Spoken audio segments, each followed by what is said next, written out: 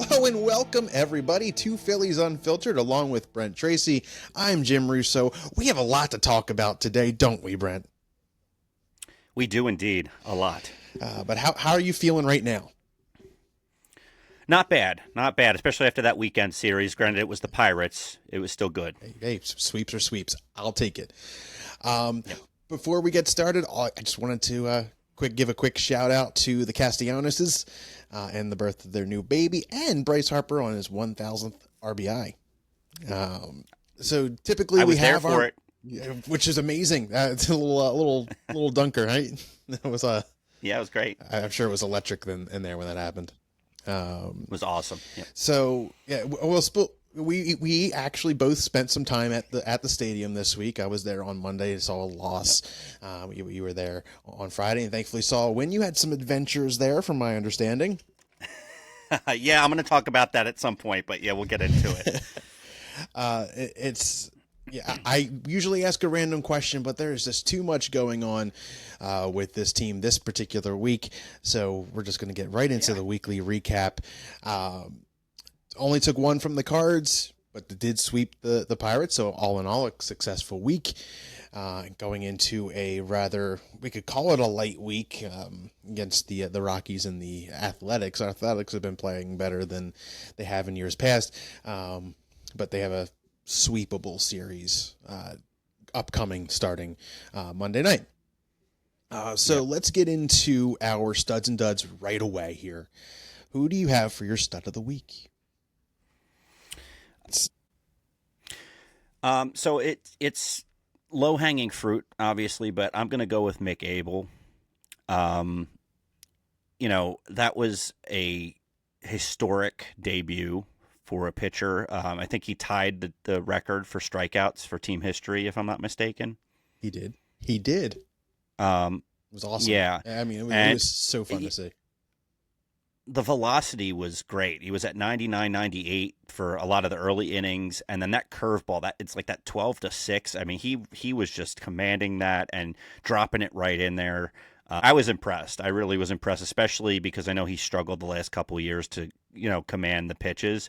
He's really worked hard, it looks like, to get to this spot. So I was happy for him. That's a huge moment in any player's career in their life to have that moment. His family was there. He had like 50 people there, which was awesome. I got to give him that for sure. And like I said, Zach Wheeler's got to get a little bit of an honorable mention. I mean, he just looks like the Zach Wheeler of old right now. He's doing whatever he wants with the baseball. It's such a beautiful thing to see when he can just do whatever he was, pick a pitch and he's just doing it. And his ERA is dropping like a rock, which you love to see. The pitching's been great, but for the most part. Yeah, 16 scoreless for Wheeler right now too, which is, it's what we expect out of him at this point. He's been fantastic. Yeah. I do like I do like the Mick Abel choice for the pros, or for the stud. I mean, he was excellent yesterday. The velocity looked great. The locations were great. The curveball had some bite on it. It was stellar for a debut. I was very pleased. I haven't been that excited to watch a new pitcher for the Phillies in a long time. I'm going to go right into my stud before, it's going to lead into my dud. But my stud of the week is Jordan Romano. He's been That's fair. He's That's been excellent this week. He the knocked last down a 2 couple weeks, saves for really. us, and he was striking guys out. He struck out the side in the finale on Sunday. I'm happy with what he's shown. He's showing some fire as well. So I like the energy that he's bringing. He seems has gotten his confidence back. So it's a good thing that we're getting that from him now, especially with my dud, Jose Alvarado, being a dud. Mine too. I'm not very happy right now in regard to him. Mine too. Yep, same thing. It's got to be, right? I mean, it's got to be. It's pretty obvious. It's right. So we can dedicate the whole rest of this particular segment. So we had to do a little technical switch up there, guys. But wanted to lead right into one of the topics I had tonight, which was just Jose Alvarado and his suspension. He's gone for 80 games, and now he's not eligible for the playoffs because of something dumb. He claims it was to lose the weight. You noticed multiple times you mentioned that he looked trimmer, and he clearly was using something that he was not supposed to, and he didn't go either through the proper channels to figure out if this was allowed or if he just thought he was going to get away with it. He was going to somehow mask it somehow and not test positive for this. What are your thoughts? I'm not happy. No, I'm not either. I was actually quite furious when I read that. And, it's selfish, frankly. Yeah. It's a selfish thing to do. Your team's counting on you in that role. You're a high leverage, not just high leverage, you're the closer right now. And that's a key position on a team, especially a team that's trying to make a playoff run. Granted, we're early in the year, and this is not something that can't be overcome, but it's a big problem. And this is the last year of his contract. That's not a smart move when you're playing in a contract year, to do something like that. And what you just said, that's on him as a pro athlete to know what he's putting in his body. Like, you need to have people around you that can read this, because I understand it's a lot of a lot of chemical terms, right, on these things that maybe you don't fully understand what they are, but you need to get the people around you, the team people, your personal, people that advise on this stuff, to tell you what's on this and whether it's on the banned list or not. And he clearly didn't do that. I didn't know is not an acceptable excuse in this case. And I'm really, really ticked off at him for how he handled this. You had talked about Romano. Yeah, he's looking good right now, but do I trust him to be the guy all the way out? Not yet. Not yet. He looks better in the last 2 weeks, kind of the guy we hoped he would be. But we also now don't have a flame-throwing left-hander. We have Strom and we have Tanner Banks, and they've been decent. I mean, Strom's been pretty good. Tanner Banks has been decent, but we don't have that flame-throwing left-hander anymore, and we're going to need something like that in the back end of the in the back end of the pen. So I think Dombrowski's probably going to have to go find somebody at some point. I would think the problem is they're going to need a high leverage guy, and they're going to need that flamethrower, and it better not cost us one of those top prospects. Painter and Crawford and Abel. Now at this point, after I've seen them, especially. Don't touch them. And Miller, those guys are untouchable. If you have to move one of the other guys that you've got down there, maybe, sure. But you can't, for a guy you do need a closer, but you can't give up your future at a whole position that plays the field for it right now. And they have options in the pen. I mean, they're going to have, we've talked about this before. They have kind of an embarrassment of riches right now in the pitcher position. And that's not a bad thing. That doesn't mean that they have this problem fixed, because they're going to have to make the right decisions. Abel was sent down today, which they said was going to happen. This was always going to be a one-time call-up thing for now. He'll be back. But they sent him back down because they brought up Lazar. Lazar? And I'm not thrilled about that, but I get why they did it. He's a relief pitcher. They need a relief pitcher. He's the body right there. He's not going to be worse than what's his name was Robert. Oh my God! I was like, well, Anyway, I think they have. I mean, you have Walker, guys that could pitch in the pen, right? Yeah. At some point, depending on what the rotation looks like. You have Walker. You have Ranger Suarez, who's done it before, people. I love reading people's things like, just put Nola in the pen. It's like, that's not how baseball works. No, first of all, Nola takes time to settle into a game. We talked about this last week on the podcast. You can't just throw a starter into the pen, especially one like Nola, who takes an inning or two to kind of get comfortable. You need a guy in the pen who can come out and start recording outs right away. They don't have to get comfortable. They're just ready to go. And that's not Nola. That's not how he's been. Nola's got to clear his head. Everybody's saying he's cooked. I don't buy that. I think he's still got a lot of good pitching left in him, but he's going through something right now. And you got to get him past that so that he can be a Right. contributor. Now, is he a guy that I'm looking at in the playoffs right now? No, my guys are going to be probably Wheeler, Sanchez, Luzardo. and Luzardo Absolutely. right now as my top three. And then Ranger probably, or Walker is going to be ahead of Nola I right now. mean, we don't know what we're going to get out of Andrew Painter. I feel True. like it's going to be a Ranger's going to wind up in the pen at some point this season, and Walker will probably be there as well. There's a lot of pieces to play with, thank goodness, right? But Mm-hmm. this Alvarado thing is terrible for the team. Hopefully they can stay where they're going. They're in a good spot right now, and they need to just continue and fight on. Yep. So all in all, very displeased with Mr. Jose Alvarado, who was having a stellar season, and now he could have had some help chemically in that area. So enough of that. Pros and cons. There was some good, there was some bad, of course. What do you have as your pro? It's weird. The offense has frustrated me, but they also have oddly gotten hits when they've needed to. Aside from some of the Yeah, Cardinals series where that one game really got away from them, that second game of the doubleheader. But and as a side note, the Cardinals just seem to have our number this year. I don't know what it is. I don't want to meet them in the playoffs. They just seem to have our number for whatever reason this year. So, but yeah, all in all, I mean, especially in the Pirates series, the team was getting hits when they needed to. They were taking advantage. Like the game I was at on Friday, they added on in the eighth inning. That's something they haven't been doing lately. They haven't been, we've talked about it, they haven't been, increasing their lead when they have opportunities a lot of times.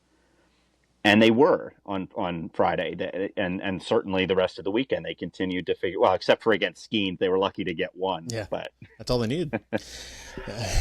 it is, but I mean that was a feat in itself. Yes. But because you and I were texting, we're like, I don't know about this, man. I mean, like how long's Abel going to be able to hold this up? And he did. But yeah, that Friday night game, I was there, and like I said, I'm like in the eighth, I'm like, you guys, you got to just tack something on, and they did. They got the runs, and that's Right. something that's been missing. So I'm gonna give the pro to that aspect, being able to add on when you have the opportunity. They had been struggling with that because you and I talked about it. They have the big inning where it's like 4, 5, 6 runs, and then they don't do anything the rest of the It's game. frustrating to And a they're point. figuring that out. They seem to be spreading Yeah. the offense. Yeah, they seem to be spreading the offense out a little bit So better. I So mean, that's my pro. they're Yeah. hitting. Bryce is hitting the ball better.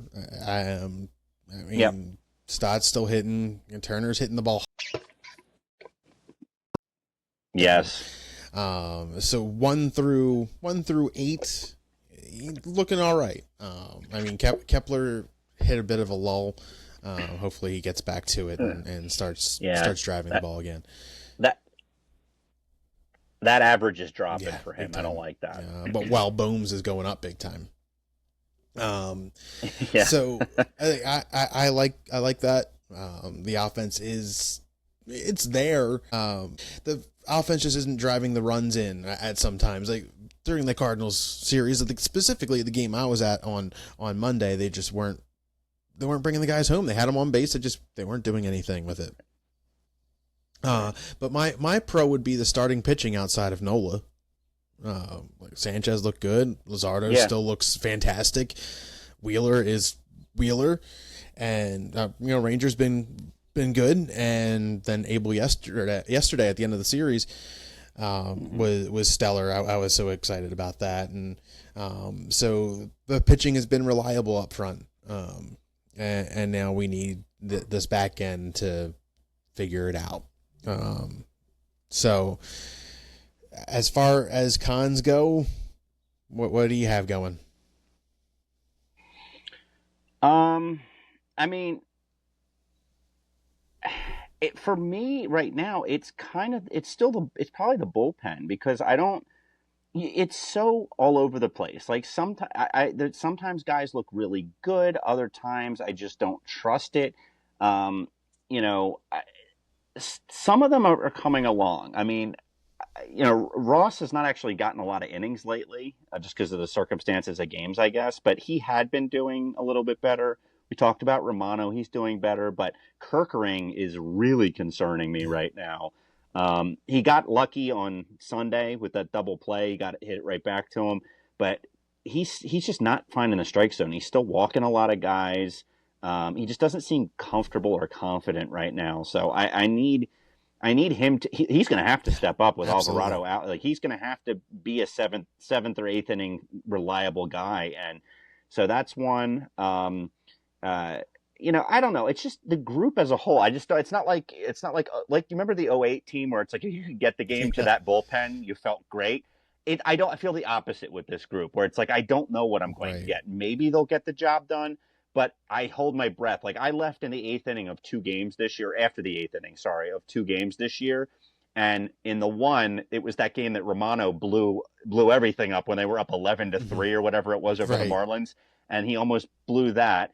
And then the other one was Friday. I left and it was a 5-run lead. And then Robert got the bases loaded and made that way more complicated than he needed to. Now, granted, I get Robert's not a steady piece of the bullpen, but you get my point, absolutely. Though. It's just I don't have that confidence in this group of guys as a whole, and I hope that alleviates as the season goes on. I agree, and part of it is the bullpen decisions by Topper. He needs to make sure he's making the right decisions, but even though you can't guarantee he's making the right decisions, he trusts his guys. Hey, that's great, but I need some more out of Kerkering. I've always been high on him. But he's got to hit that strike zone and show me some confidence. He just doesn't look comfortable out there at all. Outside of that part of the bullpen, Kerkering specifically, my other con is just Brandon Marsh in general. I've had enough of him. I mean, I like the energy he brings, but he looks at strikes right down the middle on a full count. There's two strikes on him. He's gonna either swing and miss, or he's gonna look at a pitch in a hittable spot. He'll swing at something outside the zone. I'm just so tired of him not hitting. It's pathetic. Honestly, like this isn't what we want. I got nothing positive to say. I literally have had enough of him. I have a comment. My comment about Kerkering. Maybe he should put his glasses back on. Maybe that'll help. Why not? I mean, it might help him. I'm sure he has contacts, but he seemed to find the strike zone better when he had the glasses on. I don't know. We'll suggest it to him. Somebody find his socials. But all in all, Brandon Marsh is a problem offensively. I mean, Johan's starting to slow down offensively a little bit too. So June's right around the corner. Justin Crawford. I sent you some of his stats. He was hitting over 300, 13 bags. And you know what? The power's down. I don't care. You get on base. Get the contact. Make contact. Run the bases and shag fly balls in the outfield. That's all we need you to do. And he will be able to do that just fine. I'm really confident that he could hit 275 right now. But he could hit so much better than both Rojas and Marsh combined. I don't care if the power's not there. He has legs. He can turn a single into a triple with stolen bases. Real easy. And that's a second leadoff guy, basically. You have him down at the 9 spot. Can you imagine what that can do to turn a lineup over and just to put extra pressure on a Think about the speed up top. You say Crawford's hitting 9, then you have Stott and Turner. I know. And Turner, just as an aside, Turner's speed seems to be coming back.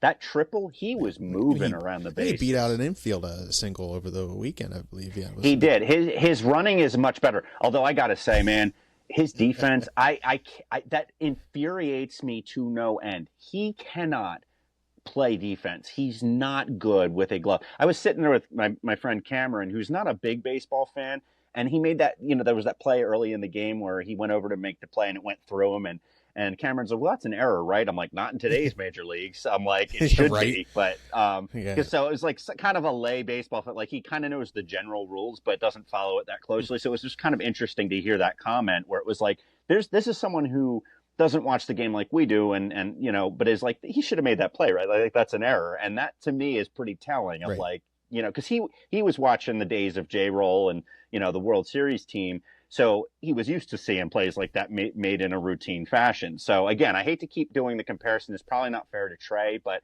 you are a pro shortstop. You got to make these plays, and he's just not doing it. So the sooner he ends up in the outfield, the better. Yeah. So, your comment, not in today's baseball. We're gonna have a conversation about scorekeeping at some point in the future. Yeah. That just bothers me. That we knocked out two of my topics here with these pros and cons and studs and duds. I was done with Brandon Marsh, and then and then Jose's suspension.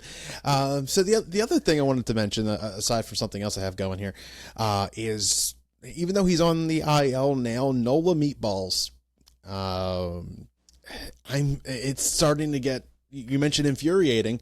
This is my Achilles heel here. I can't watch him pitch sometimes because he's going to allow a home run or two or three or potentially four.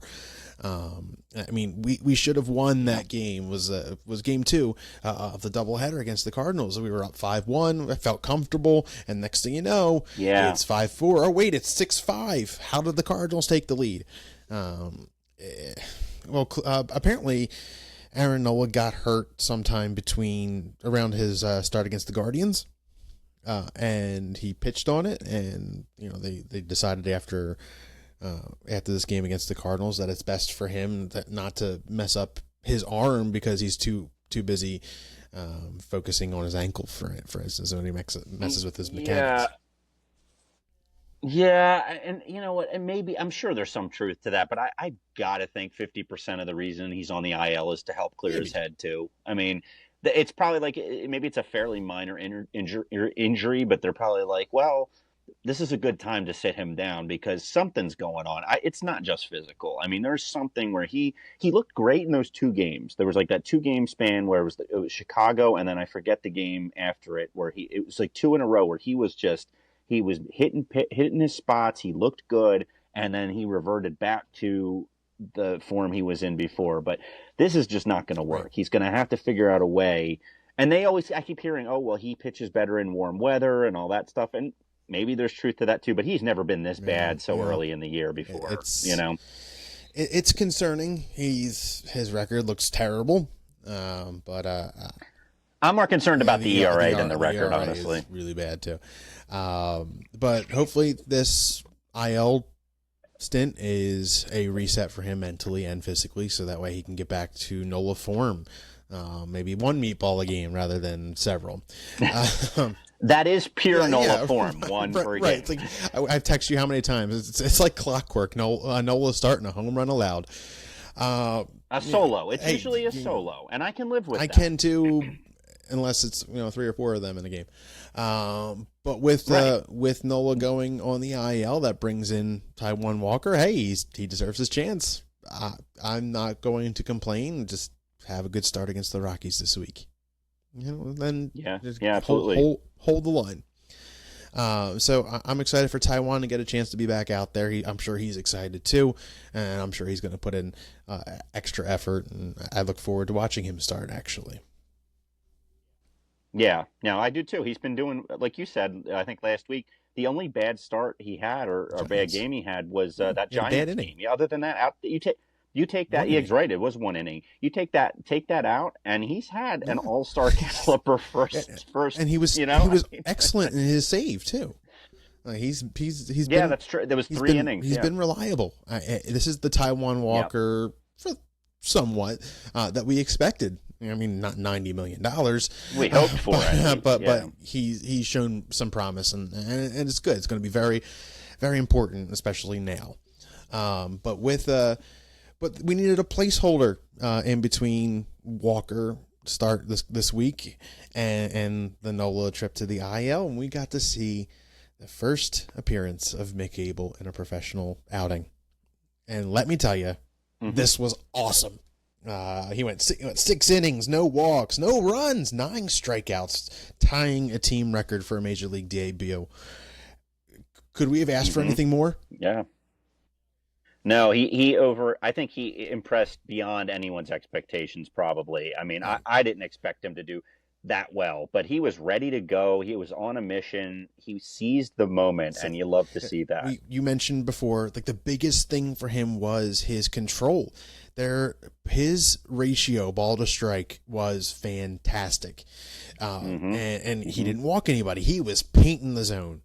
Yep. This was great, and like watching his fastball just jump out of his hand, it looked like Yep. an easy 98 out of him. Well, and you love to see that a young guy coming in and trying to establish that fastball. Like a lot of them will nibble around, they'll try and throw off speed stuff because they're kind of afraid to go after major league hitters. He wasn't. He was throwing 99 out of the chute, and he was like you said, painting the corners. And I love seeing that. I'm so encouraged. I mean, it's one start and it's the Pirates, so I'm trying not to get too over. But I mean, he's been pitching well all year at Right. AAA, so it's not like this is just kind of a one-off thing. I think he So, truly is developing into what they so hoped he would be. And Painter, I love the yeah, future to think me too. about. Painter, him, potentially Sanchez, Luzardo. I mean, I'm thinking of days like once Wheeler's. They have a bright future at Yes, that this rotation. Abel start was Zach Wheeler esque. It, I Yeah, mean, it gives me so much hope for the future of this pitching rotation. Um, yeah, he better not be a trade piece, for that bullpen arm. And I expect, at the way he no, performed yesterday, I do expect to see him again this season. I know we can't see him for another 15 days at least. I think the rule is, but yeah. I don't think we're going to see him soon. But at some point during the rest of the season, we'll see him again. Um, The thing we're seeing right now is we're not going to have the problem in the second half of the season that we had last year, which is that five spot being a black hole of yeah, misery.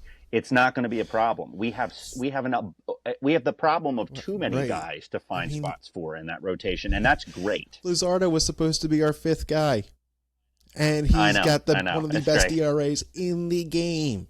So Yeah, he's been yeah. absolutely No, excellent. I mean, I'm telling you, you look at this prospect of this rotation moving forward, and again, this is post Wheeler, and he's still got what, three Something like years that. left, I think, after this.